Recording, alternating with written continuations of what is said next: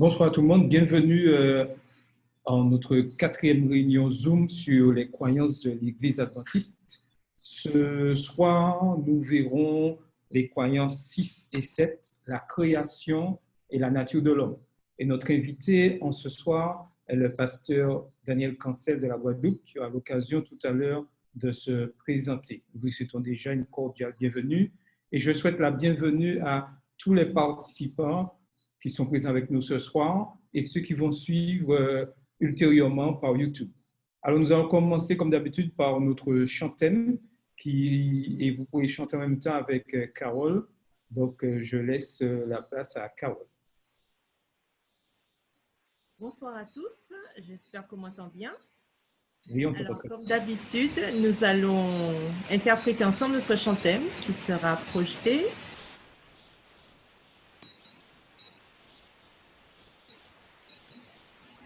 On y va?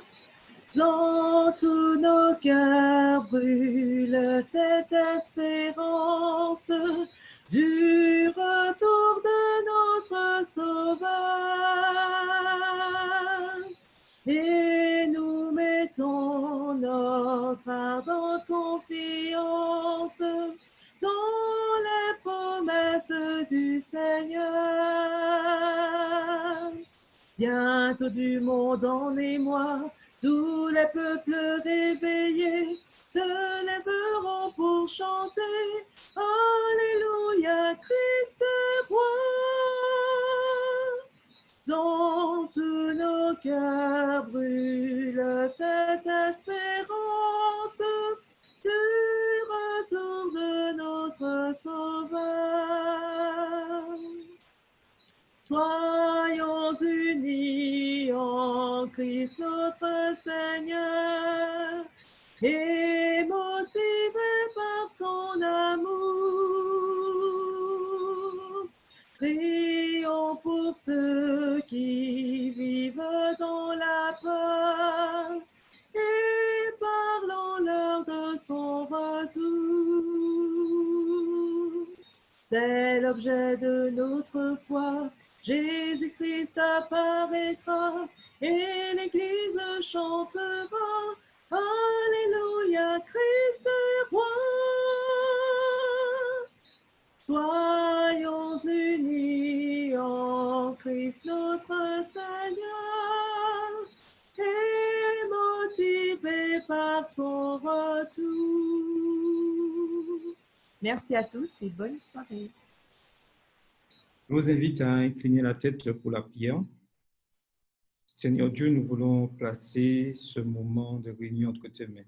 Tu nous as protégés au cours de cette journée et nous voici ici ce soir pour pouvoir connaître ce que tu as pour nous. Nous savons que tu diriges toutes choses. Permets que ton Esprit Saint soit avec celui qui interviendra ce soir et qui nous parlera de ses croyances. Bénis chacun d'entre nous, t'avons pu être pour ta gloire. Amen.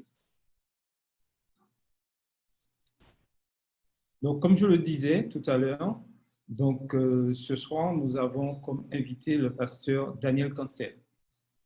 Donc, je lui souhaite la bienvenue. Est-ce qu'il m'entend? Oui. Merci beaucoup. Bienvenue. Alors, est-ce que tu peux juste te présenter pour nos internautes? Comme je l'ai dit tout à l'heure, je sais que tu es pasteur en Guadeloupe, mais Oui. tu as quoi comme fonction et quelles sont les églises dont tu as la responsabilité? Alors, je suis pasteur de 4 églises.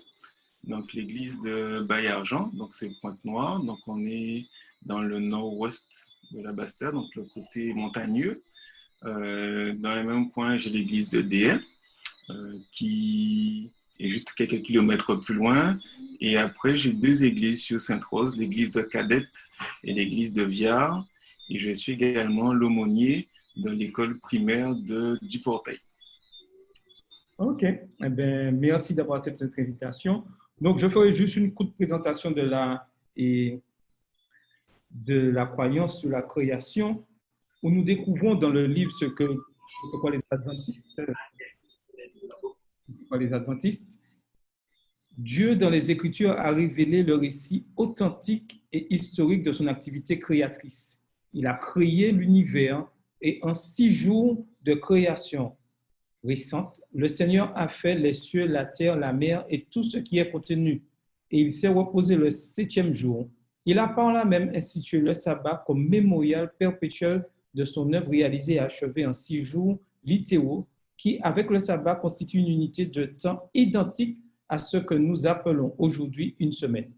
Le premier homme et la première femme ont été créés à l'image de Dieu, comme le couronnement de la création. Ils ont reçu le pouvoir de dominer le monde et ont été chargés de la responsabilité d'en prendre soin. Une fois achevé, le monde était très bon et proclamait la gloire de Dieu. Donc, c'est extrait à la page 78, croyance fondamentale numéro 6.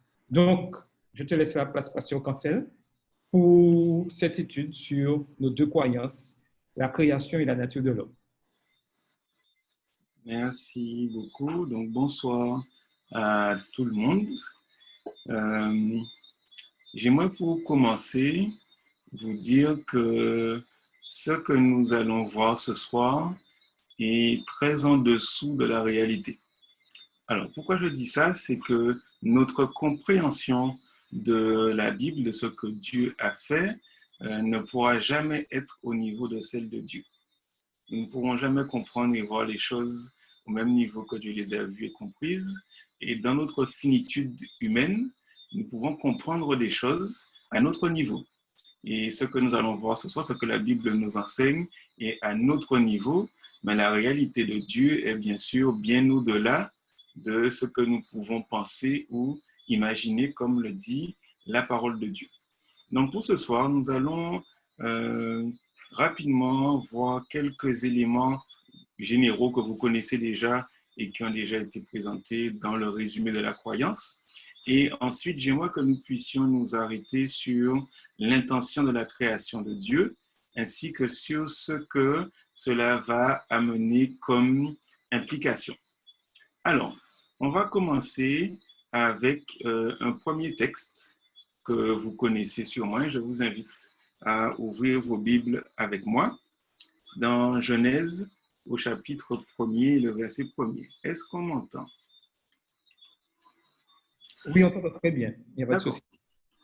Ça marche. Alors, Genèse chapitre 1er et le verset 1er, un texte que beaucoup de chrétiens peuvent, on va dire, presque réciter par cœur, qui nous dit ceci, dans ma version, c'est la Tob, commencement de la création par Dieu du ciel et de la terre. Et dans d'autres versions, le texte connu, c'est au commencement, Dieu créa les cieux et la terre. Dieu créa les cieux et la terre au commencement. Et c'est important pour nous, alors que nous parlons de la création, de nous rappeler que le récit de la création tel qu'il va nous être donné dans le livre de la Genèse, chapitre 1er et chapitre 2, va simplement nous présenter l'acte créateur de Dieu qui va en 6 jours former les animaux, former les astres, former les êtres humains et qui le 7e jour va se reposer. Donc vous avez le texte que vous pouvez lire de Genèse chapitre 1er qui va donner une première facette de ce récit et le chapitre 2 qui va donner une allusion, une facette un peu plus centrée sur l'humain, sur Adam, sur Ève, sur le rôle d'Adam et Ève, sur le mariage. Et donc, on va avoir un focus un peu plus sur l'humain, alors que le chapitre 1er, lui, va parler de l'ensemble de la création. Pour ce qui va nous intéresser ce soir, j'aimerais que nous puissions surtout commencer par ce Genèse 1er, verset 1er. C'est un texte, c'est un verset que nous avons l'habitude peut-être de lire pour certains, sans même presque aujourd'hui nous rendre compte de la richesse que ce texte va nous donner. Alors, dans le texte en hébreu, le texte commence par Bereshit. Donc, le premier mot de la Bible en hébreu, c'est Bereshit, commencement. Et c'est ce mot commencement qui va donner le mot Genèse, qui pour nous va parler de début, de commencement, pour dire que c'est le début de tout. Alors, ce mot Bereshit est constitué de 2 parties. La première partie, c'est une préposition qui signifie dans, en, pour dire qu'on va être dans quelque chose ou en quelque chose. Je suis dans une voiture, je suis dans ma maison, je suis dans un avion. Donc là, on parle de quelque chose qui va être dedans. Et on a ensuite la fin du mot qui est resh, un mot qui a plusieurs significations en hébreu, celui de tête et celui de début. Et cette double signification de tête et de début, on va la retrouver en grec et on va la retrouver aussi même en français. On va commencer par l'hébreu, où en hébreu, on nous parle de commencement. Donc ça, c'est Genèse chapitre 1er, verset 1er, où on nous dit « Au commencement, Dieu créa le ciel et la terre ». Deuxième texte qui nous parle de Reshit, le même mot, Jérémie chapitre 28 et le verset 1er. Jérémie chapitre 28 et le verset 1er, qui nous parle également de ce début, de ce commencement. Et voilà ce que le prophète Jérémie nous dit. En cette année-là, au début du règne de Sédécias, roi de Juda, en la 4e année, au 5e mois, le prophète Anania, fils de Azur, originaire de Gabaon, me dit dans la maison du Seigneur en présence des prêtres et de tout le peuple. Et il va parler. Et là, le mot commencement, quand on parle du commencement du règne de Sédécias, c'est le même mot qu'on trouve dans la Genèse. Quand la Bible va dire au commencement Dieu créa, là, le commencement va être le début du règne de Sédécias. Autre texte qui va utiliser le même mot en hébreu, c'est Amos, chapitre 6 et le verset 1er. Amos, chapitre 6 et le verset 1er.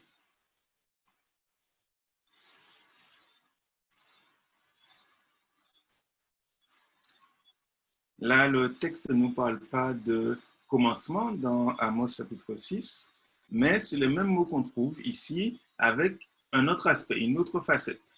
Voilà ce qui nous est dit. Malheureux ceux qui ont fondé leur tranquillité sur Sion et ceux qui ont mis leur sécurité dans la montagne de Samarie. Eux, l'élite, c'est le mot qui nous intéresse, on parle des grands ici, de la première des nations vers qui vient la maison d'Israël. Quand on parle d'élite, quand on parle des grands, on parle des chefs, on parle des responsables, et c'est le mot qu'on trouve dans la Genèse pour parler du commencement. Donc ça veut dire que c'est le début, mais si la tête, on parle des chefs, et ici on parle de l'élite de la nation. Donc ça ne veut pas dire que dans la Genèse, Dieu est en train de nous dire, quand il y avait l'élite, il y a eu les cieux et la terre, mais simplement on parle de commencement dans la Genèse, mais le mot parle aussi de chef, d'autorité. Et le dernier sens qu'on va trouver à ce mot, on le trouve dans Exode chapitre 23 et le verset 19. Exode chapitre 23 et le verset 19.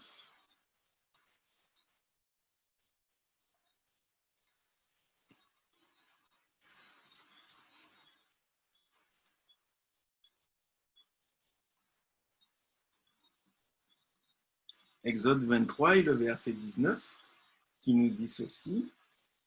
Tu apporteras les tout premiers fruits de ton sol à la maison du Seigneur ton Dieu. Tu ne feras pas cuire un chevreau dans le lait de sa mère. Donc là, ce qu'on parle ici des prémices, on parle des premiers fruits du sol. Le mot qui est utilisé, c'est le mot resh, rosh en hébreu, le même mot qu'on va trouver dans Genèse 1er, verset 1er. Donc, ça veut dire que le mot que Moïse va utiliser dans Genèse 1er, verset 1er, pour parler du tout début, quand il va dire « au commencement, Dieu créa », ce mot-là a le sens de commencement, que ce soit pour la création ou pour le règne de quelqu'un, comme nous l'avons vu dans Jérémie 28. Mais ce mot a aussi le sens de chef, de grand, d'élite du pays, mais aussi de prémisse.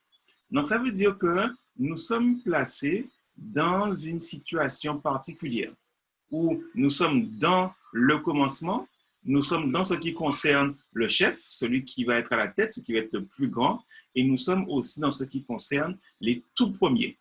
Donc, on est vraiment dans la fondation même de l'histoire de notre planète. On est dans le commencement, on est dans ce qui va lui donner son impulsion, sa direction, parce que c'est Dieu lui-même qui va mettre un commencement à l'histoire de notre terre.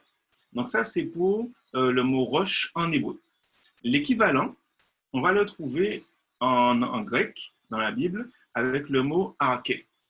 Et le pendant de Genèse chapitre 1er, au commencement, Dieu créa, ça va être Jean chapitre 1er et le verset 1er. Alors, on va lire Jean chapitre 1er et le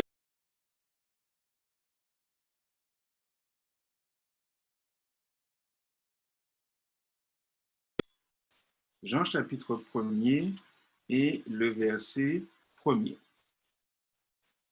Voilà ce que la Bible nous dit.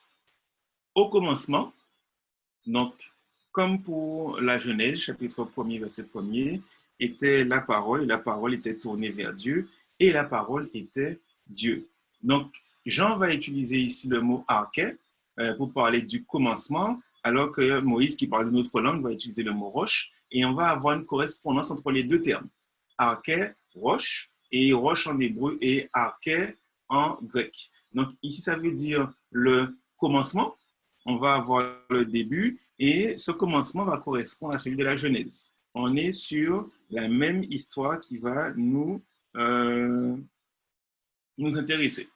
Toujours le même sens de commencement dans l'évangile de Luc. Luc chapitre 1er et le verset 2. Luc chapitre 1er et le verset 2. Et c'est important pour moi qu'on puisse bien établir cette notion de commencement, mais aussi de chef, parce que ça va nous intéresser dans l'intention de la création. Donc, il faut que nous puissions bien établir dans le texte biblique le sens des mots qui sont utilisés pour le récit de la création. Donc, Luc chapitre 1er, verset 2, c'est Luc qui explique l'intention de son texte. Il va commencer en disant que beaucoup de personnes ont entrepris d'écrire un récit des événements. Et il va dire au verset 2, d'après ce que nous ont transmis, ceux qui furent dès le début, dès le commencement, des témoins oculaires et qui sont devenus serviteurs de la parole. Donc, des personnes qui ont été témoins oculaires dès le commencement. Et c'est ici le même mot arché. Et le commencement ne va pas être le commencement de la terre, mais le commencement des événements qui vont concerner la vie de Jésus-Christ. Donc, ce mot arché en grec va avoir le sens ici de commencement. Il va avoir maintenant, toujours dans l'évangile de Luc, le sens d'autorité. Et on va le lire dans Luc chapitre 12. Luc chapitre 12 et le verset 11. Luc chapitre 12 et le verset 11, on va retrouver le mot arché, mais cette fois avec le sens d'autorité. Je lis. Lorsqu'on vous amènera devant les synagogues, les chefs et les autorités, ne vous inquiétez pas de savoir comment vous défendre et que dire. Lorsqu'on parle ici d'autorité, magistrats et les autorités, le mot arché va être utilisé. Donc, Jean va utiliser le mot arché, lui aussi dans le sens de commencement, mais ce mot-là va aussi avoir le sens d'autorité, comme on a vu dans Amos 6 et en hébreu. On va trouver le même double sens en hébreu et en grec qui parlait de l'élite de la nation d'Israël. Avant-dernier texte par rapport à cette partie, on parle toujours d'autorité, mais un autre type d'autorité. Romains chapitre 8, verset 38. Romains chapitre 8 et le verset 38. Alors, je vais dire... Oui, c'est ça. Romains 8, verset 38, qui nous dit ceci.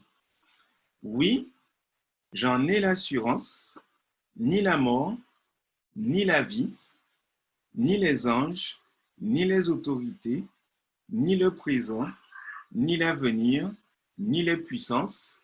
Et il continue, mais lorsqu'il parle ici de domination, il va utiliser le mot arché. Quand il va parler de domination, on va parler ici d'autorité. Mais alors que Luc chapitre 12, verset 11, nous parlait d'autorité séculière, on parlait des synagogues et après des autorités, Romains chapitre 8 va nous parler ici d'autorité, mais d'autorité spirituelle. Donc, quand le mot arché va être utilisé, il va avoir le sens de commencement, il va avoir le sens d'autorité séculière, mais également le sens d'autorité spirituelle.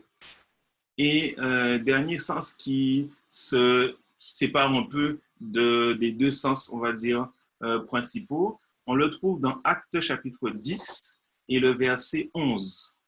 Acte 10 et le verset 11. Acte 10 et le verset 11. Acte 10 et le verset 11 qui nous dit ceci. Il contemple le ciel ouvert, il en descendait un objet indéfinissable, une sorte de toile immense qui par 4 points venait se poser sur la terre. Et le mot arché ici se retrouve lorsqu'on parle des 4 coins. Et les coins de la nappe vont être appelés les 4 archets de la nappe. Donc là, on est encore sur une idée de commencement parce que c'est les bouts, on va dire, de la nappe qui vont être présentés à Pierre. Donc ça va être le dernier petit sens qu'on va trouver à arché dans le Nouveau Testament. Donc on se rend compte que quand Dieu va être au commencement, tel que Moïse va l'écrire, Bereshit, on parle de quelque chose qui implique non seulement le début, mais qui implique aussi l'autorité, qui implique aussi la domination, qui implique le pouvoir. Donc ça veut dire qu'on est placé dans un cadre non seulement temporel, avec le temps, le début, mais on est aussi placé dans un cadre d'autorité, de pouvoir, et c'est Dieu qui est le détenteur du pouvoir depuis le départ. Et nous retrouvons même en français la même idée avec les mots qui vont parler de tête tirée du latin capita. On va trouver par exemple capitale, qui veut dire la capitale de la France. On sait que c'est Paris, mais ça veut dire que c'est le lieu principal de la France par rapport à son importance, par rapport à l'administration. On parle aussi de capitaine, ça va être le chef de l'équipe. Quand on parle de récapituler, ça veut dire qu'on va reprendre depuis le début et les différents éléments vont être repris. Quand on parle de capituler dans ce cas-là, ça veut dire que la tête va, entre guillemets, tomber et on va accepter une autre direction. Donc, on se rend compte que cette notion est dans l'hébreu, dans le grec et même en français liée. Ce n'est pas simplement une notion de commencement, mais c'est une notion aussi d'autorité, de domination, de chef. Parce que nous sommes précipités, parce qu'on a dit, on est avec Bereshit, on est amené dans quelque chose, nous sommes amenés dans l'histoire que Dieu commence, mais nous sommes surtout amenés dans l'histoire où c'est Dieu qui est le chef.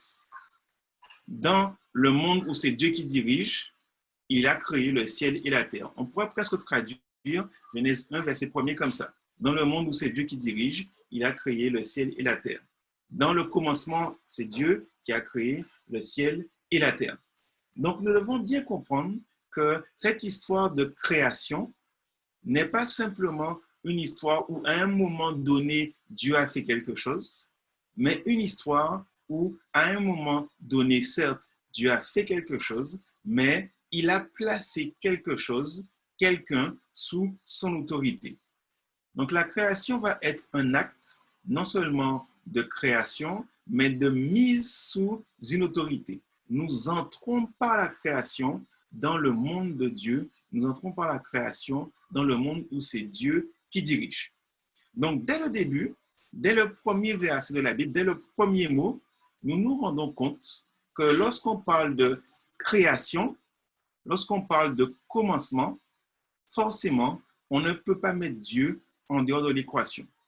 Il est forcément au début, il est forcément à la tête et on ne peut pas mettre Dieu en dehors de ça. Au début, au commencement, Bereshit, ça nous parle de commencement, mais ça nous parle aussi de l'autorité de Dieu. Donc là, on est seulement sur le premier mot de la Bible et on voit déjà toute l'importance que la création va avoir.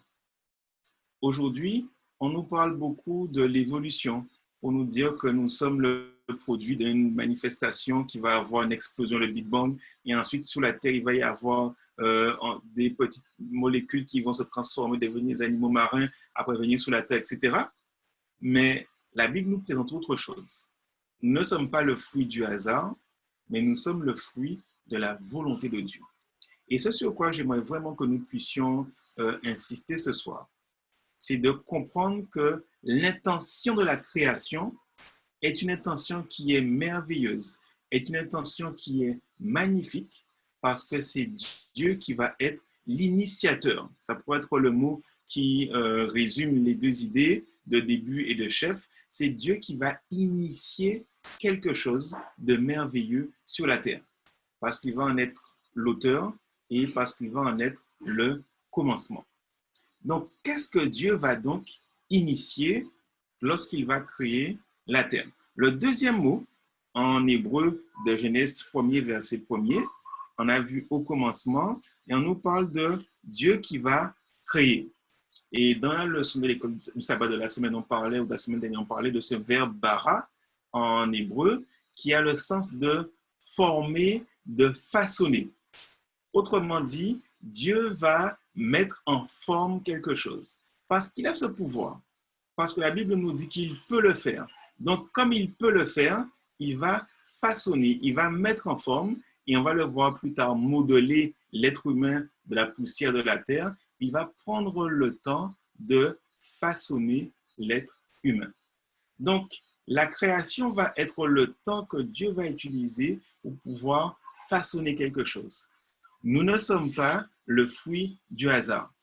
Nous ne sommes pas le fruit de quelque événement qui serait arrivé comme ça. Nous sommes le fruit d'une initiative de Dieu et d'une action particulière de Dieu pour que nous puissions être existants et que la terre telle que nous la connaissons soit présente. Et ce mot bara, qui parle de former, de façonner, va être utilisé pour d'autres choses que le ciel et la terre. On va lire cela dans Ésaïe 45 et le verset 8. Ésaïe 45 et le verset 8.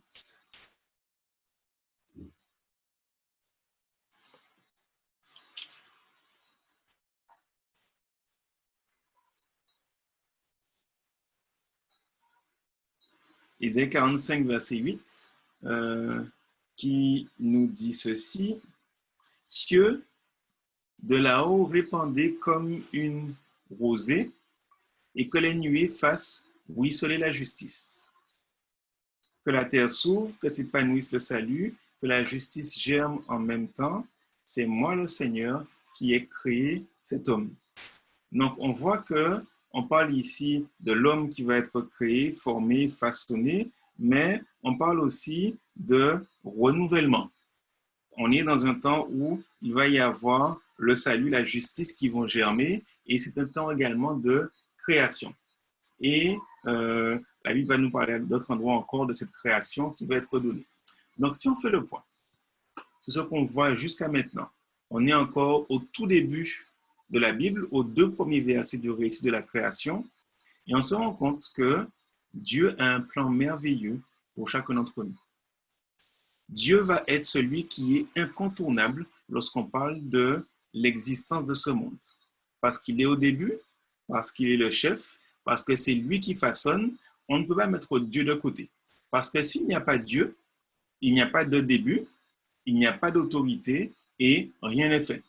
Donc, il faut absolument qu'il y ait Dieu pour que les choses puissent se réaliser. Si nous sommes présents, existants aujourd'hui, c'est parce que Dieu a été là. Et sans Dieu, rien n'existe. Et c'est pour cela que Jean dira en continuant après avoir dit qu'au commencement était la parole, que rien n'a été fait sans elle et que tout ce qui a été fait par elle. Donc, sans Dieu, pas de création. Le texte continue maintenant. Genèse chapitre 1er, au commencement, Dieu va créer le ciel et la terre.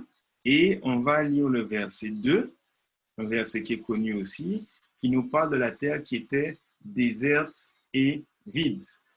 En hébreu, le mot pour déserte et vide, informe et vide, c'est tohu bohu. un mot que nous connaissons en français pour dire que maintenant, tout était sans origine, sans forcément forme particulière. On va dire que c'est une sorte de désordre. Et dans ce désordre, cette informe et vide, on nous dit que l'Esprit de Dieu est en train de se mouvoir au-dessus des eaux. Et le mot qui est utilisé ici pour se mouvoir signifie se relaxer, devenir doux. Comme si les muscles ont été tendus par un effort pendant la journée, on était au jardin et on a fini, on prend une bonne douche, les muscles commencent à se relâcher, à devenir un peu plus doux. On est assis tranquillement dans le transat et là, on est vraiment relaxé. Des fois, on s'endort même pendant qu'on y est.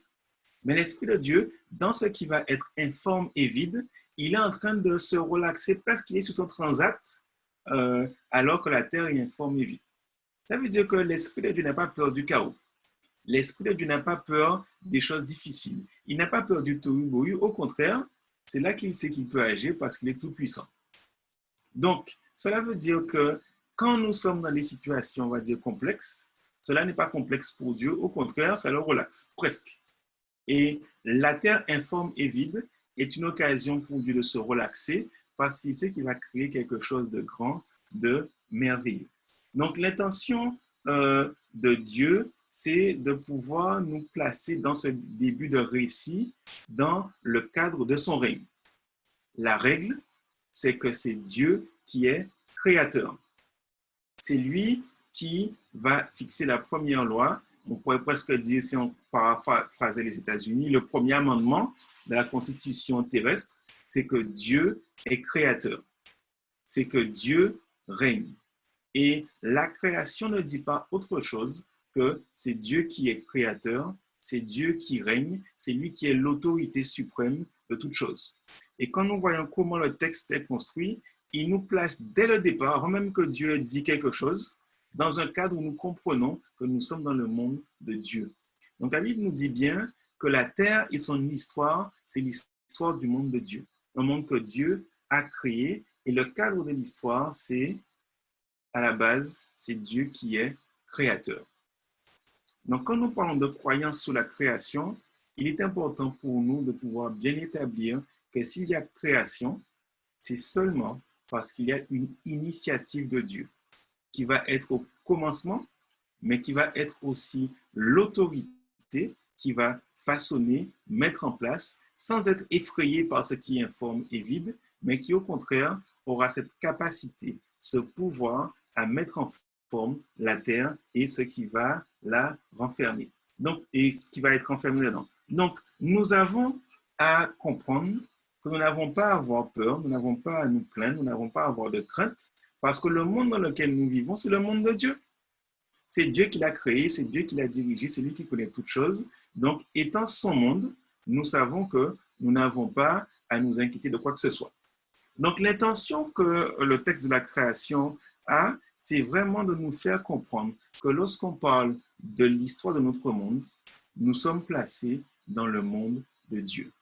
Nous sommes placés là où Dieu voulait que nous soyons. Et c'est seulement parce que Dieu, au départ, le voulait que nous nous trouvons dedans. Et je retourne à ce premier mot Bereshit pour la préposition qui dit que nous sommes dans. Donc, nous sommes dans le commencement de Dieu. Nous sommes dans le monde où Dieu règne. Et nous sommes, on va dire, précipités au départ dans ce commencement. Nous sommes précipités au départ sous cette autorité de Dieu. Et le reste de la création dira la même chose. Dieu est créateur, Dieu règne, Dieu dirige. C'est lui qui est à l'initiative. Donc ça, c'est, on va dire, l'intention que nous pouvons voir dans la parole de Dieu aujourd'hui. Et comme je disais au début, ce que Dieu avait comme intention est sûrement beaucoup plus élevé que cela, mais nous pouvons au moins comprendre cela dans sa parole. Mais ce que Dieu est et veut nous dépasse certainement. Maintenant, il nous faut passer à une autre phase. On a vu que Dieu avait une intention au départ et on va maintenant parler, pour faire le lien aussi avec la nature de l'homme, de l'intention particulière que Dieu avait pour nous, êtres humains. Et en quoi cette intention de création générale va se matérialiser pour nous et surtout dans la façon dont Dieu va nous créer. La création de l'homme, on la trouve dans Genèse 2 et le verset 7. On va dire la création technique, si on peut parler ainsi. Genèse 2 et le verset 7, qui va nous dire ceci, que Dieu va façonner, va modeler l'homme avec de la poussière qu'il a prise du sol et il va souffler dans ses narines un souffle de vie et l'homme va devenir un être vivant. Voilà la formule mathématique si on prenait ainsi de l'être humain, poussière de la terre plus souffle de Dieu, ça fait un être vivant, ça fait une âme vivante. Voilà un peu, si on peut dire, ce qu'il nous faut pour avoir un être humain. Sauf que, et vous le savez aussi bien que moi, nous ne pouvons pas le refaire. Bien sûr, on peut prendre de la poussière, on en a plein chez nous, il faut en est embarrassé avec. On peut même la mettre en forme si on veut, mais lorsqu'on va souffler, qu'est-ce qui va arriver? On aura de la poussière partout, mais pas un être humain. Seul Dieu a ce pouvoir de création et nous allons être le produit du façonnage que Dieu va faire. Il va prendre ce corps de la poussière et c'est lorsque son souffle va venir en nous que nous allons devenir des êtres humains. Lorsque le souffle de Dieu ressort, comme va nous dire l'Ecclésiaste, il ne reste plus que le corps, mais le corps tout seul, sans souffle, il est mort. S'il n'y a pas cette conjonction des deux, le corps et le souffle qui vient de Dieu, il n'y a pas d'être humain, il n'y a pas d'âme vivante. Et l'âme va être simplement la conjonction, la mise ensemble de ce corps et de ce souffle qui vient de Dieu. Pensez à la magnificence de notre corps. Nous ne sommes pourtant que des atomes. On va être des cellules, on va être des choses qui vont être physiques. Mais comment expliquer qu'à partir de choses purement, uniquement, simplement physiques, puisse venir un phénomène comme la pensée? La pensée n'est pas physique. Pourtant, nous ne sommes que physiques et nous arrivons à concevoir, à faire des choses qui ne sont pas physiques. Il n'y a que quand Dieu rentre en nous que cela peut se réaliser. Donc nous sommes le couronnement de la création et Dieu a vraiment une intention particulière pour nous. Quelle est cette intention que Dieu va avoir quand il nous crée et pourquoi il nous crée ainsi un corps avec un souffle qui devient une âme vivante? Un texte qui m'a beaucoup aidé à comprendre ça ces derniers temps est un texte qui ne viendra pas forcément en premier lieu à l'esprit lorsque nous parlons de cette notion de création de l'homme. C'est le texte de Romains chapitre 3 et les versets 23 et 24. Romains chapitre 3 et les versets 23 et 24. Alors, on va lire ça ensemble. Romains chapitre 3 et les versets 23 et 24. Et nous allons voir quel était le but de Dieu pour l'homme au moyen de la création. Le texte nous dit, « Car tous ont péché et sont privés de la gloire de Dieu. Et ils sont gratuitement justifiés par sa grâce, par le moyen de la rédemption qui est en Jésus-Christ. » Alors, le verset 23 nous dit que tous ont péché et sont privés de la gloire de Dieu. Cela veut dire qu'au départ, avant qu'il n'y ait le péché, quand Dieu va créer Adam et Ève, ils avaient la gloire de Dieu. Parce que c'est le fait d'avoir péché qui va les priver de la gloire de Dieu. Donc, si nous n'avions pas péché, nous aurions encore la gloire de Dieu. Et cela veut dire que quand Dieu va créer Adam et Ève, quand Dieu va créer l'humain, son intention est qu'ils aient cette gloire de lui. Donc, au départ, quand Adam et Ève vont être créés, ils ont la gloire de Dieu. Et certains vont induire ça du fait qu'ils sont nus et ils ne se font point honte. Ça, c'est la fin du chapitre 2 qui nous le dit. Mais pour nous ce soir, il nous faut vraiment comprendre ce qu'implique cette notion de gloire de Dieu. Parce que le fait d'avoir la gloire de Dieu était l'intention de Dieu au départ pour l'être humain. De quoi nous sommes privés veut dire de quoi nous avions été dotés à la création. Quelle était la nature de l'homme dans cette création? Lorsqu'on parle de la gloire de Dieu, cela veut dire que si je ne pêche pas, j'ai la gloire de Dieu. comme si ce n'est pas quelque chose que j'ai perdu, mais quelque chose dont j'ai été privé. Si je marche avec Dieu, j'ai la gloire de Dieu. Si je me sépare de Dieu, je n'ai pas la gloire de Dieu. On pourrait presque dire que quand Adam et Ève marchaient côte à côte, on avait deux gloires, enfin quand Dieu et Adam marchaient côte à côte, on avait deux gloires qui marchaient l'une à côté de l'autre, une grande gloire, celle de Dieu, et une petite gloire, celle d'Adam. Sauf que la gloire d'Adam était simplement le reflet, comme la lune, de la gloire de Dieu. Il ne faisait que refléter la gloire de Dieu parce que sa gloire ne venait pas de lui, mais elle venait de Dieu et se révélait en lui. Au début de son évangile, Jean va nous dire, Jean 1, verset 14, quand Jésus, la gloire de Dieu s'est révélée lors de son incarnation. Il va dire, et nous avons contemplé sa gloire, la gloire du Fils unique venu du Père. Donc, il y a cette gloire de Dieu qui va être en Adam et Ève, mais cette gloire aussi qui va être révélée par Jésus-Christ quand il va venir sur la terre. Et le message que Dieu peut nous donner par cela, c'est que aujourd'hui, à travers Jésus-Christ, nous pouvons être des porteurs de la gloire de Dieu, comme au départ, Dieu avait créé l'être humain. Et comme le texte qui est affiché nous le dit bien, nous avons contemplé sa gloire, une gloire comme la gloire du Fils unique venu du Père. Donc l'intention de Dieu à la création, c'est que l'être humain soit un être glorieux, soit un être qui soit plein de gloire, mais la gloire de Dieu, pas la gloire de l'homme. Maintenant, il nous faut nous poser la question, et je vais essayer de terminer avec ça. En quoi consiste la gloire de Dieu dont nous sommes privés lorsque nous péchons? Et en quoi consiste cette gloire dont nous avons été dotés, dont l'homme a été doté naturellement au départ, avant qu'il y ait le péché?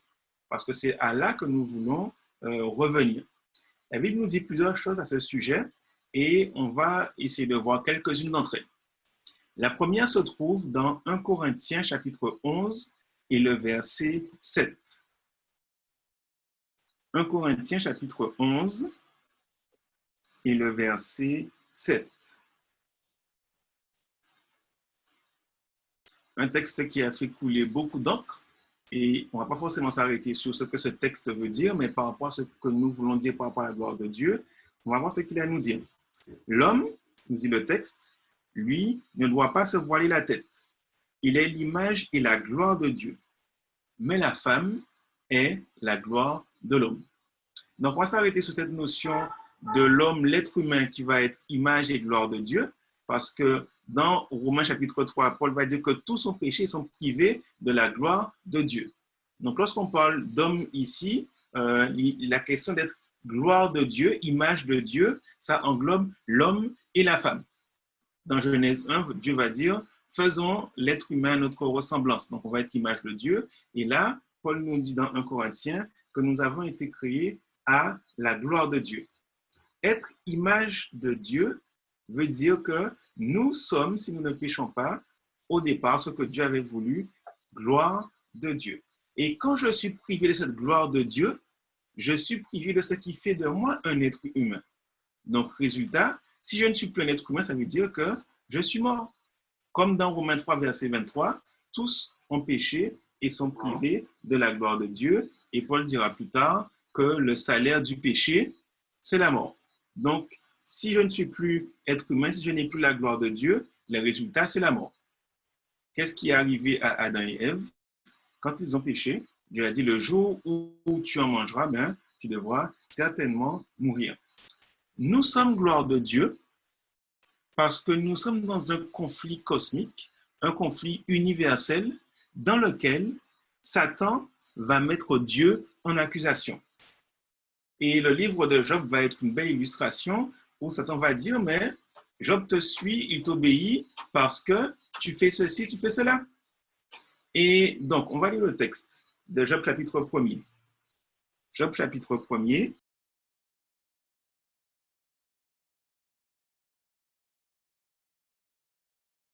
Job chapitre 1er. Et je vais lire le verset 9. L'adversaire qui va répliquer au Seigneur, est-ce pour rien que Job craint Dieu? Ne l'as-tu pas protégé d'un enclos, lui, sa maison et tout ce qu'il possède? Tu as béni ses entreprises et ses troupeaux plus dans le pays. Mais veuille étendre ta main et touche à ce qu'il possède, et je parie qu'il te maudira en face. Donc, la question que Dieu va poser que Satan va poser à Dieu, de savoir, en fait, il t'obéit parce que tu es gentil avec lui.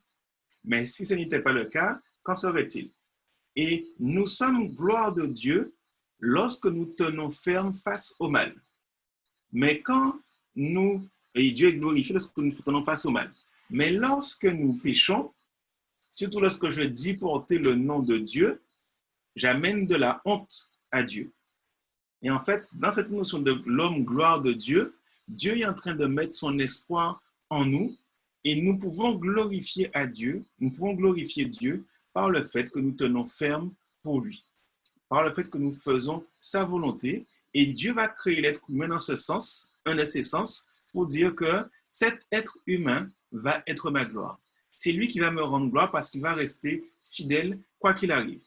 Donc l'être humain au départ va être créé pour montrer à l'univers entier que les êtres humains peuvent de manière désintéressée aimer Dieu et lui être fidèles.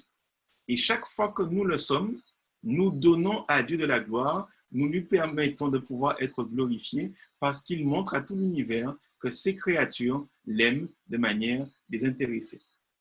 Deuxième aspect de cette gloire de Dieu qui était au début dans la création, on le trouve dans l'Exode. Et rappelez-vous cet épisode où Moïse va demander à Dieu quelque chose. Il va dire à Dieu, je veux voir ta gloire. Ça, c'est Exode 33 qui nous le dit. Et Moïse est auprès de Dieu et il lui fait cette demande et il dit, au verset 18 du chapitre 33, fais-moi donc voir ta gloire. Dieu va lui donner 3 réponses.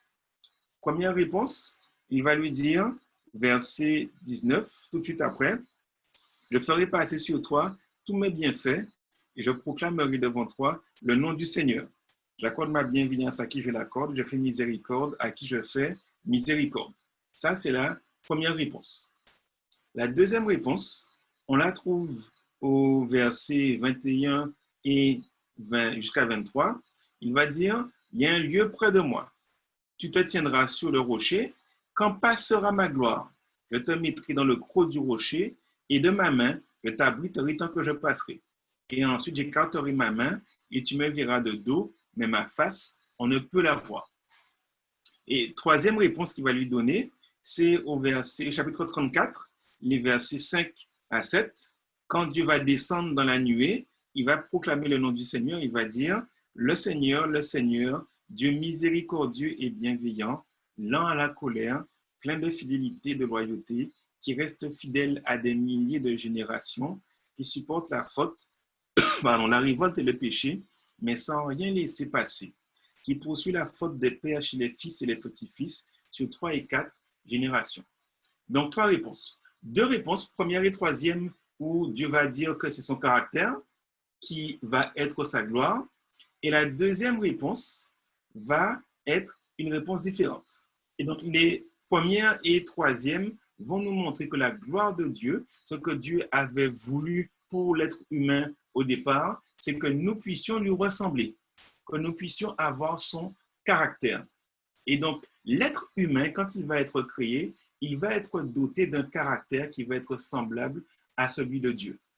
Et ce que Dieu veut encore pour nous aujourd'hui, c'est que nous ayons un caractère qui soit semblable à celui de Dieu. Donc, quand je pêche, je suis privé d'une ressemblance de caractère avec Dieu. Et la deuxième réponse, c'est de pouvoir voir Dieu face à face. La gloire de Dieu, c'est cette possibilité que nous avons de pouvoir le rencontrer face à face. Comme Moïse qui va voir Dieu face à face, les yeux dans les yeux avec le Seigneur, et c'est ce que Dieu faisait avec Adam et Ève. Chaque soir, il venait auprès d'eux. Et l'intention de la création de l'homme, c'est que l'être humain soit dans une relation de face à face avec son Dieu. Nous pouvons le vivre aujourd'hui par Jésus-Christ, mais c'était l'intention dès le départ, que nous puissions vivre cette gloire de Dieu dans une relation directe de communion avec Dieu. Troisième élément de la gloire de Dieu, on le trouve dans la vision qu'Ézéchiel va avoir au chapitre 1er. Il va être envoyé en mission chapitre 2, mais la première vision qu'il va avoir, il va avoir des êtres, il va avoir des roues, il va avoir des choses un peu particulières. Et à la fin de cette vision, à la fin d'Ézéchiel 1er, on nous résume la vision en nous disant que cette vision, ça c'est le verset 28, le dernier verset, c'était comme l'aspect de l'arc qui est dans la nuée un jour de pluie, tel était l'aspect de la clarté environnante. C'était l'aspect, la ressemblance de la gloire du Seigneur. Et donc, on réalise que cet aspect, cette ressemblance de la gloire du Seigneur, ce n'est pas seulement une question ici de caractère, ce n'est pas seulement une question d'obéissance, mais on parle de la grandeur de Dieu. On parle de la magnificence de Dieu. On parle des hauts faits du Seigneur, des miracles qu'il va accomplir, les actions extraordinaires que Dieu va faire. Donc, quand Dieu va créer l'être humain, il va le créer pour être porteur de sa grandeur, de sa magnificence, pour qu'il puisse être aussi capable de grandes choses que lui est capable de grandes choses. Donc, quand Dieu nous dit que nous sommes créés pour être sa gloire, nous devons comprendre que nous sommes appelés à lui ressembler en toutes choses. Et dernier élément que nous allons voir pour la question de la gloire de Dieu, on le voit dans Isaïe 60 et le verset 1 à 3. Isaïe 60 et le verset 1 à 3.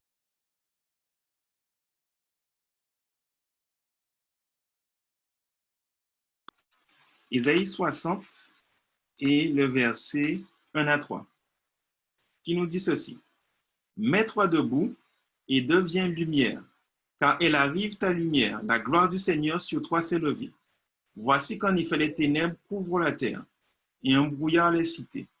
Mais sur toi, le Seigneur va se lever et sa gloire sur toi est en vue.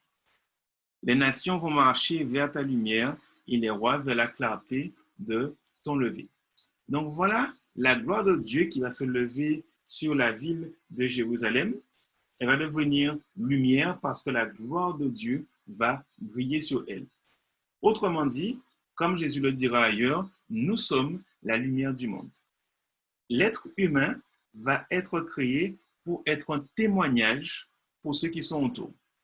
Ici, c'est Jérusalem pour les nations qui ne connaissent pas Dieu, mais au départ, nous devons être, on va dire, le livre d'études de l'univers. Donc, Dieu va créer l'être humain pour qu'il puisse devenir ce témoignage de sa puissance pour ceux qui sont autour, donc les mondes qui n'ont pas péché. Donc, quand Dieu va créer l'être humain, ce n'est pas juste, il va créer un corps, il va mettre dedans un souffle, mais il y a toute cette intention magnifique que Dieu a pour chaque être humain, pour chacun d'entre nous. Mais pour que nous puissions devenir cette gloire de Dieu, il nous donne cette capacité de pouvoir choisir, et l'être humain va avoir cette liberté, ce libre arbitre, de pouvoir rester dans ce plan merveilleux de création ou de pouvoir en sortir. Dieu nous laisse le libre choix, et la gloire de Dieu, elle est pour ceux qui acceptent de rentrer dans le plan originel de Dieu. Donc, lorsque je veux mettre Dieu de côté, je me prive de toute cette gloire qui vient de Dieu et qui peut m'être accordée, alors que quand j'accepte de rentrer dans le plan merveilleux que Dieu a pour moi, je me place non seulement dans le règne de Dieu, mais je me place dans un contexte où je peux recevoir et être la gloire de Dieu pour ceux qui sont autour de moi. Donc, voilà ce que je voulais partager avec vous. Et puis maintenant, on va pouvoir passer aux questions. Alors, chacun a la parole maintenant pour poser des questions. Donc, si vous avez des questions, vous pouvez utiliser le chat ou lever la main pour intervenir, pour poser des questions sur la croyance du jour. Alors, tu parlais de la gloire de Dieu. Est-ce que l'homme, comment dire ça, reflète réellement la gloire de Dieu encore aujourd'hui? Est-ce que l'homme peut refléter cette gloire de Dieu? Pour moi, c'est possible parce qu'on a l'exemple de Moïse.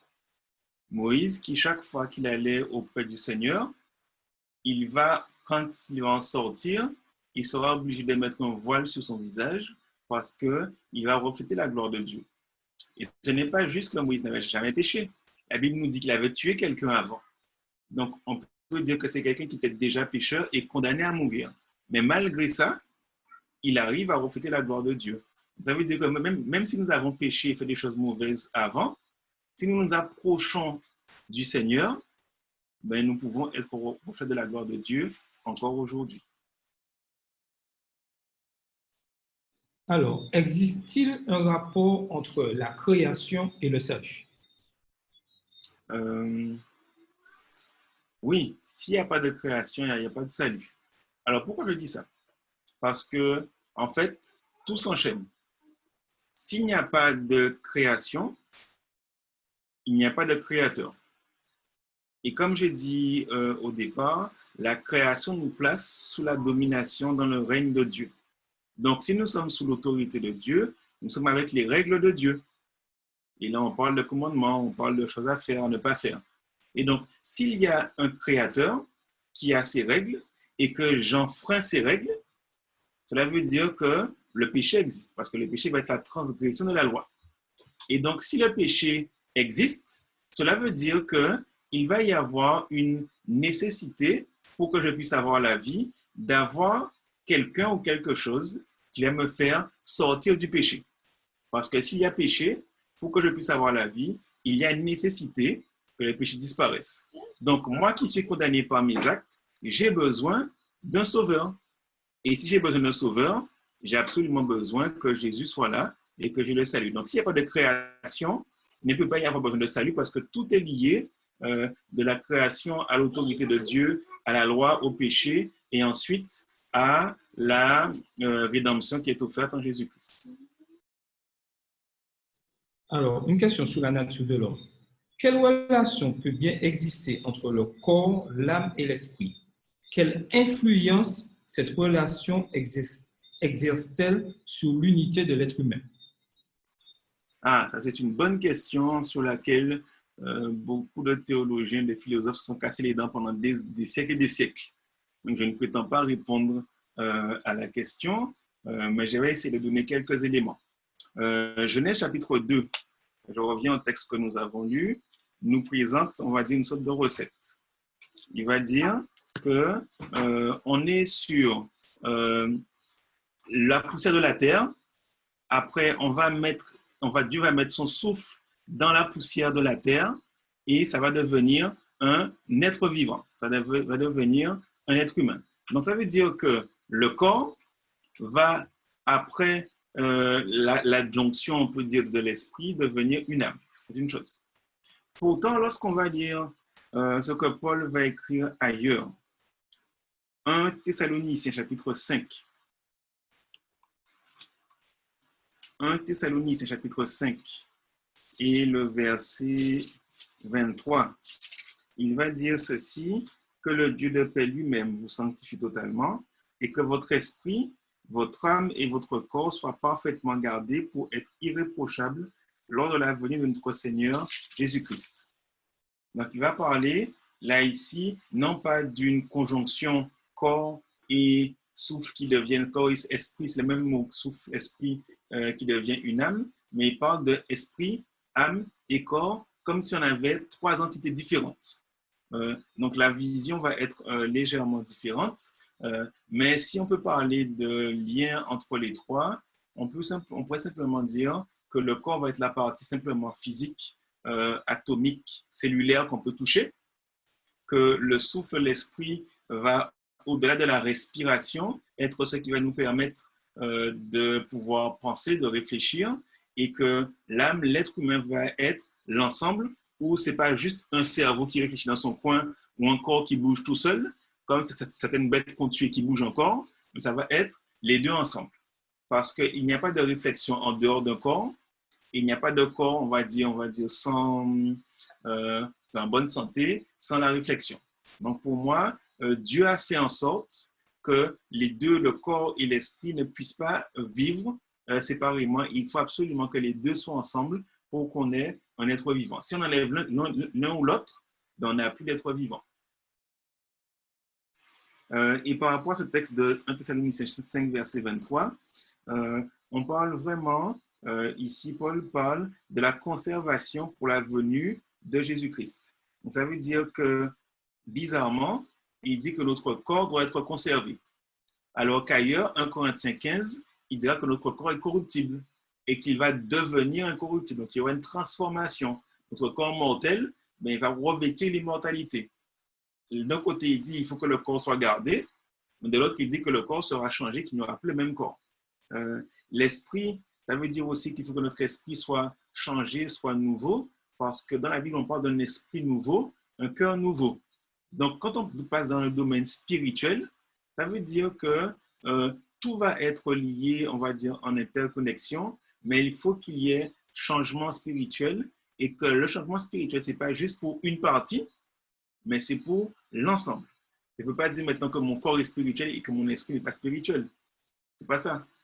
Mon corps va être le temple où habite l'Esprit de Dieu, mais quand l'Esprit de Dieu habite, ce n'est pas juste dans mes cellules, c'est aussi dans mon cerveau, dans ma pensée, dans mes réflexions, dans mes paroles. Donc Dieu va donner une vision, on va dire vraiment globale, où tout va être lié et rien ne peut fonctionner tout seul. Donc, voilà ce que je pourrais donner comme réponse à la question. OK, donc Carole va nous... Il y a une question sur le chat. Alors, la question, c'est quelle est la position de notre mouvement concernant la paléontologie, donc c'est l'étude des fossiles, hein, donc tout ce qui est dinosaures, etc.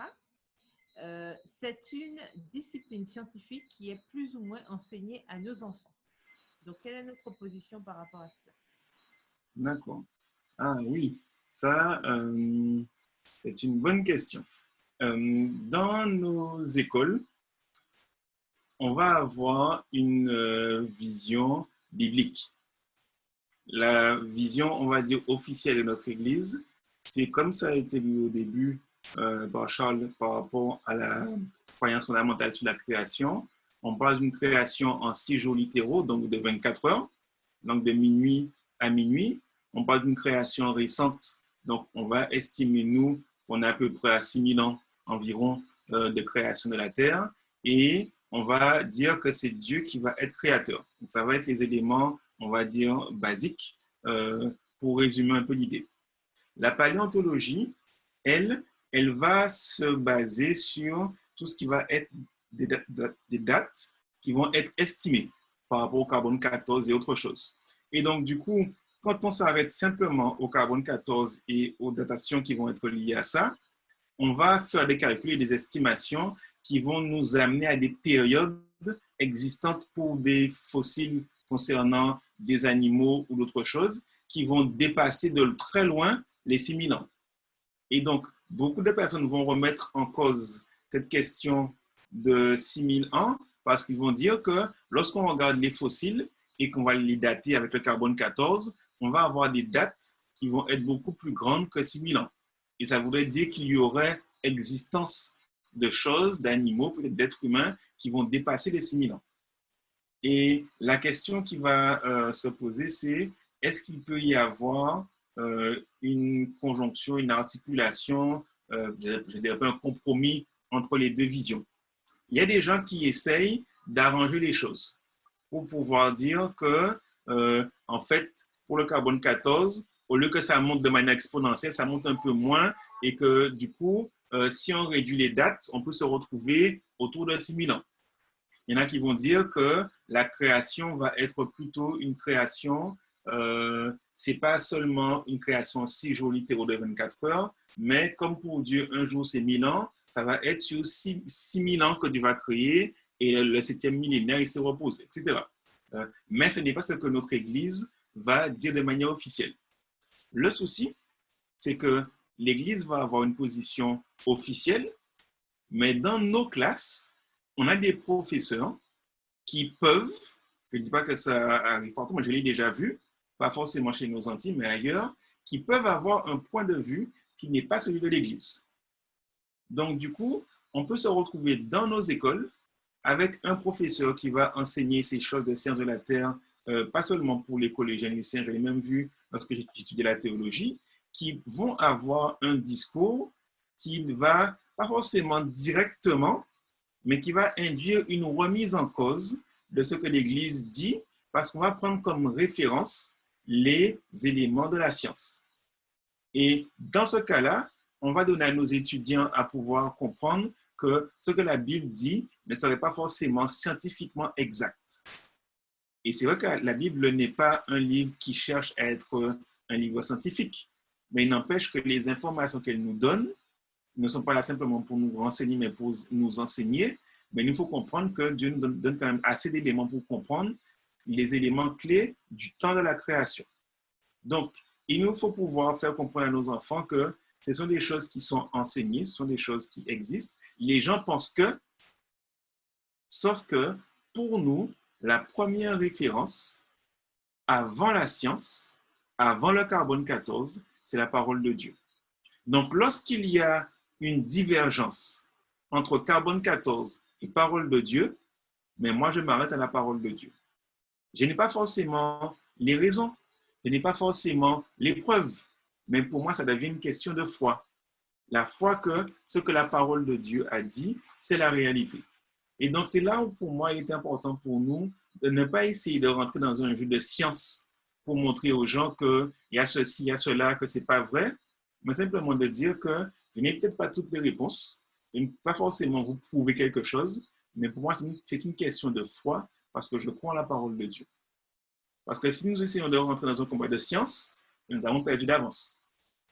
Il nous faut plutôt dire, et surtout à nos enfants, l'important c'est que tu puisses croire à ce que la parole de Dieu enseigne. Et ça, ce n'est pas évident.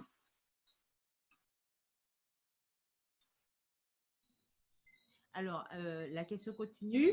OK pour les estimations, on pourrait les remettre en doute. Du coup, concernant les ossements de dinosaures, l'étude des fossiles, est-ce considéré par notre mouvement comme quelque chose de faux, d'inexplicable ou autre? Nous savons que dans l'Arche de Noé, les animaux terrestres ont été sauvés par couple. Que dire donc de la paléontologie, les découvertes actuelles ou précédentes par rapport à cela? Oui, alors là, on est dans des domaines très, très pointus. Alors, ce que je pourrais dire par rapport aux dinosaures, quand vous lisez dans les textes d'Ellen White, Patriarche et Prophète, l'arrivée du déluge, Ellen White nous dit que quand les gens ont vu que l'eau montait, ils ont essayé de s'échapper. Et ils sont montés sur le dos d'animaux, on va dire, gigantesques et puissants. Et là, ça pourrait être une bonne indication pour nous de la présence des dinosaures qui, avant le déluge, existaient, mais qui ont été détruits par le déluge. Donc, ce ne serait pas un souci de retrouver des fossiles de dinosaures parce qu'avec le déluge, ils ont été tués et du coup, on peut retrouver les ossements des dinosaures. Ça pour moi, ce n'est pas un problème. La question va toujours être de pouvoir les dater. Et donc, l'existence d'animaux, on va dire, qui dépassent ce que nous connaissons aujourd'hui, n'est pas pour moi un problème parce que l'histoire que Ellen White nous présente avec le déluge pourra attester de leur existence. La question va toujours être quelle date on va donner. Des millions d'années ou 6000 ans, ça, ou 5000 ans avec l'histoire de Noé. Ensuite, par rapport à notre mouvement adventiste, on ne va pas dire que c'est quelque chose de faux dans le sens où on ne va pas étudier les fossiles, mais c'est plutôt la méthode, le but recherché qui pour nous va poser problème. Et de là, il y a des choses qu'on ne va pas accepter parce que si cela remet en cause la notion de création par Dieu, on ne peut pas suivre. Si cela remet en cause le temps que la Bible nous donne, on ne peut pas suivre. Donc, c'est pour ça qu'il faut toujours faire attention avec ces questions de fossiles, parce que même si le fossile est réel, tout va dépendre de l'interprétation qu'on va lui donner. Et chez nous, adventistes, on va avoir une interprétation qui va essayer de cadrer avec le texte biblique. Et on va avoir le reproche par certains de dire que nous, on fait de la science avec la Bible en main. Mais que pouvons-nous faire d'autre? Parce que c'est la Bible qui est notre base de foi et il nous faut pouvoir utiliser la Bible comme base pour pouvoir travailler. Alors, par rapport à l'Arche de Noé, la Bible dit bien qu'il y a 7 couples d'animaux purs, donc 14, et 2 couples d'animaux impurs, donc 2. Et il y a eu des études qui ont été faites en essayant de supposer la taille de l'arche de Noé et de supposer la taille des animaux qu'on connaît sur la terre aujourd'hui, pour se demander si on avait pris les couples comme la Bible le dit, est-ce que tout ce qu'on connaît aujourd'hui serait rentré dans l'arche? Et la réponse a été non, ça ne pourrait pas rentrer dans l'arche. Et quand vous voyez la diversité d'animaux qu'il y a sur la terre, on pourrait se dire même une arche de 300 mètres de long, tout ne pourrait pas rentrer. Quand vous mettez les éléphants, quand vous mettez les vaches, quand vous mettez tout ce qu'on connaît, avec 7 couples et 2 couples, ça prend de la place. Pourtant, qu'est-ce qui empêche que Dieu fasse qu'il y ait ce que certains vont appeler des micro-évolutions? Une question qu'on peut se poser. Dieu va dire à Adam et Ève que parce qu'ils ont péché, il va y avoir des épines et des ronces qui vont pousser. Un acte moral va faire une évolution dans la nature physique des choses. Parce qu'ils ont péché, des épines vont apparaître, alors qu'il n'y a aucun lien entre les deux, techniquement. Et là, je me dis que Dieu dirige toutes choses. Et s'il permet que les animaux entrent dans l'arche et que de là, il naisse une grande variété, diversité, peut-être que nous, êtres humains, voyons à travers l'évolution, nous disant que pour qu'il y ait une évolution dans les espèces et un changement, il faut peut-être des millions d'années. Qu'est-ce qui empêche à Dieu de pouvoir permettre ces changements en quelques années? Donc pour moi, c'est une question plutôt de quelle est la capacité de Dieu, plutôt de qu'est-ce qui va être calculé pour que ça rentre. Et je pense que si Dieu est capable de le faire, mais qu'est-ce qui l'a empêché de pouvoir le faire? Donc ça veut dire que tout ce qu'on va faire comme découverte au niveau des ossements, au niveau des fossiles, tout ça, pour moi, ce n'est pas à remettre en cause, mais il faut pouvoir les placer dans leur bon contexte. Et c'est pour ça que notre Église a un centre de recherche géologique. Donc, des personnes qui, un peu partout dans le monde, vont être des professeurs, des docteurs dans leur domaine et qui vont étudier ça, mais pas juste pour l'étudier comme le monde va l'étudier, mais pour le placer dans une perspective biblique et essayer de comprendre, d'après le texte biblique, comment ces choses peuvent être comprises. Et ils ont des rapports, ils ont des conclusions qu'ils donnent et qui peuvent nous aider, nous, à pouvoir placer les choses dans leur juste milieu. OK. Donc, Alors, oui, Carole.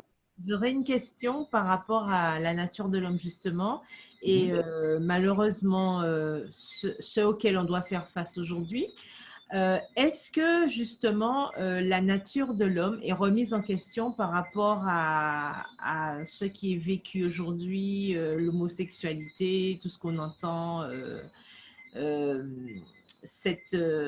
comment dire? C'est-à-dire que la manière dont le monde pense, on sait que ça ne correspond pas. D'accord? Mais ce sont quand même des choses auxquelles nous sommes confrontés en tant que chrétiens aujourd'hui, que nous trouvons malheureusement dans nos communautés. Alors, est-ce que cela remet en question la nature de l'homme?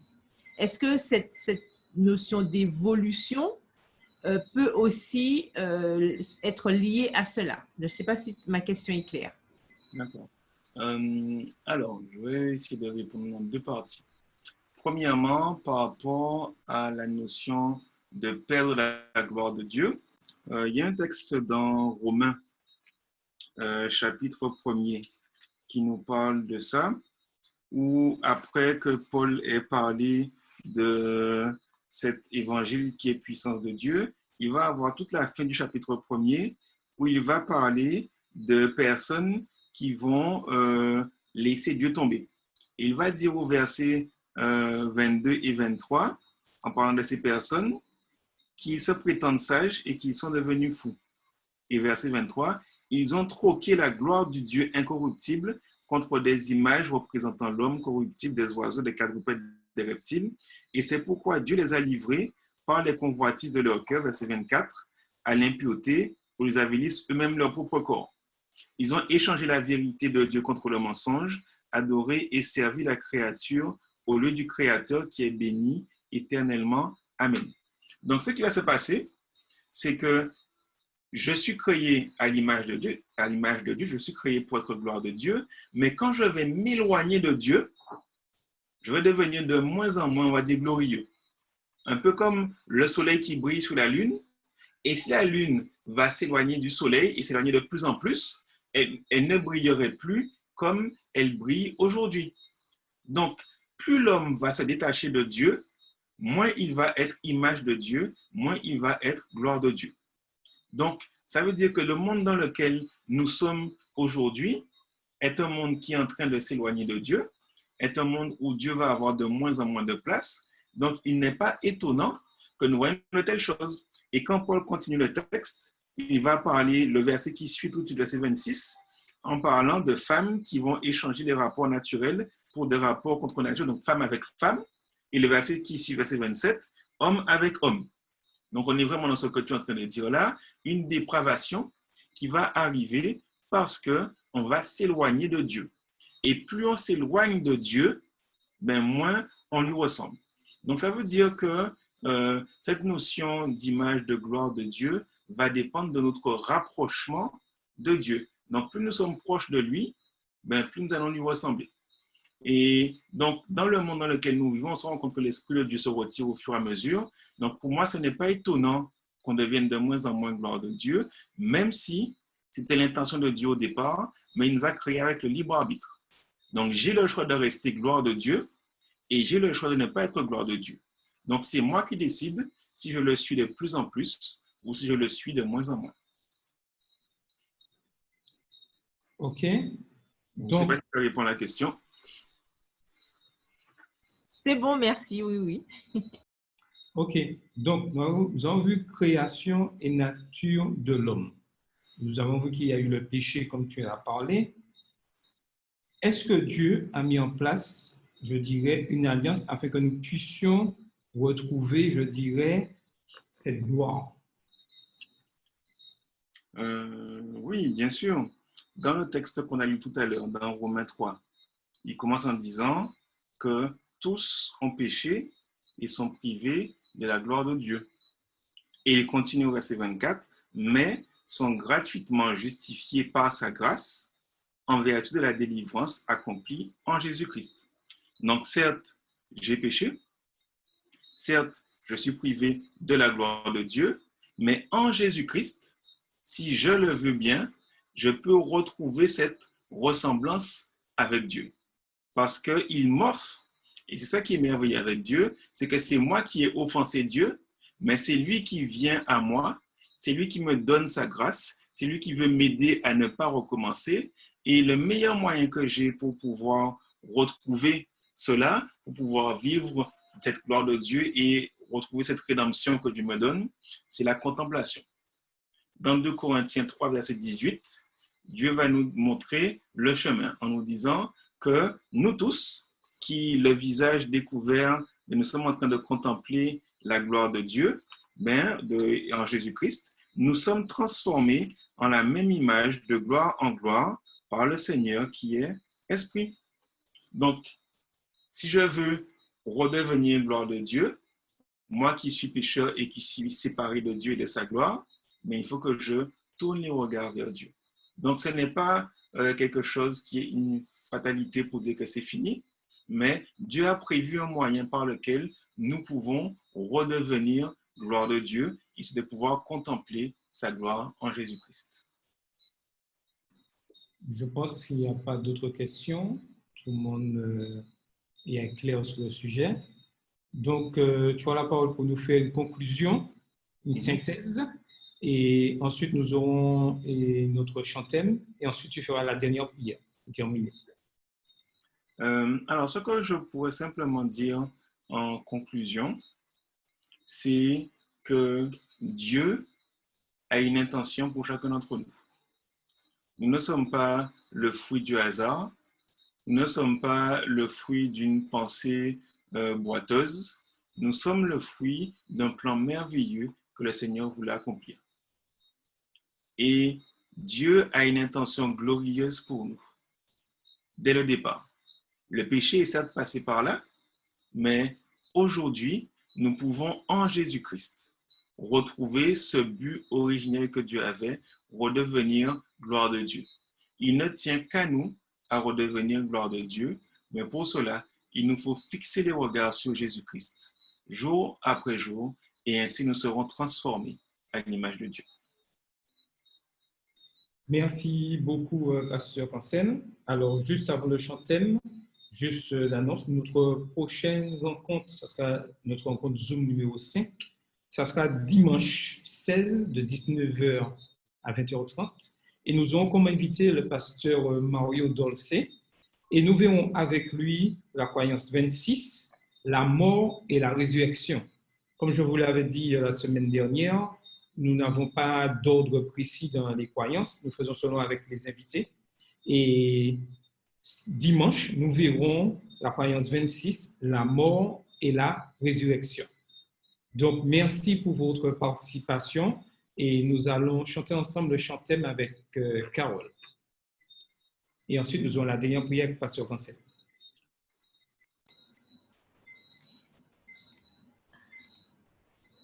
Oui. Donc avant, je voudrais juste préciser par rapport à ce que le pasteur Cancel disait. Donc pour ceux qui seraient intéressés, qui comprendraient aussi l'anglais, alors le site du Centre de géologie adventiste, c'est grisda.org. Donc c'est le centre de recherche adventiste et vous pouvez aller et vérifier, regarder toutes les recherches qui sont faites par rapport à la paléontologie, puisque la question a été posée ce soir. Voilà. Donc, je répète, j'ai mis aussi sur le chat, donc grisda.org. Voilà. Donc, nous allons interpréter ensemble notre chant thème pour terminer. J'attends que ce soit affiché et on profite pour remercier le pasteur Cancel. On y va? Dans tous nos cœurs brûle cette espérance du retour de notre Sauveur. Et nous mettons notre ardente confiance dans les promesses du Seigneur. Bientôt du monde en émoi, tous les peuples réveillés se lèveront pour chanter Alléluia, Christ est roi. Dans tous nos cœurs brûle cette espérance du retour de notre Sauveur. Soyons unis en Christ notre Seigneur et motivés par son amour. Prions pour ceux qui vivent dans la peur et parlons-leur de son retour. C'est l'objet de notre foi. Jésus-Christ apparaîtra et l'Église chantera Alléluia, Christ est roi. Soyons unis en Christ notre Seigneur et motivés par son retour. Merci à tous. Bonne fin de soirée. Pasteur Cancel pour la dernière prière. Ok, prions. Merci notre Dieu de ta parole qui nous éclaire et qui nous permet de comprendre quelles sont nos origines et de nous rappeler que c'est toi qui es le maître de tout.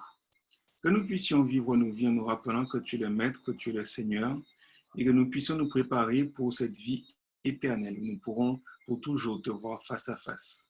Que tu bénisses chacun d'entre nous, c'est notre prière au nom de Jésus-Christ. Amen.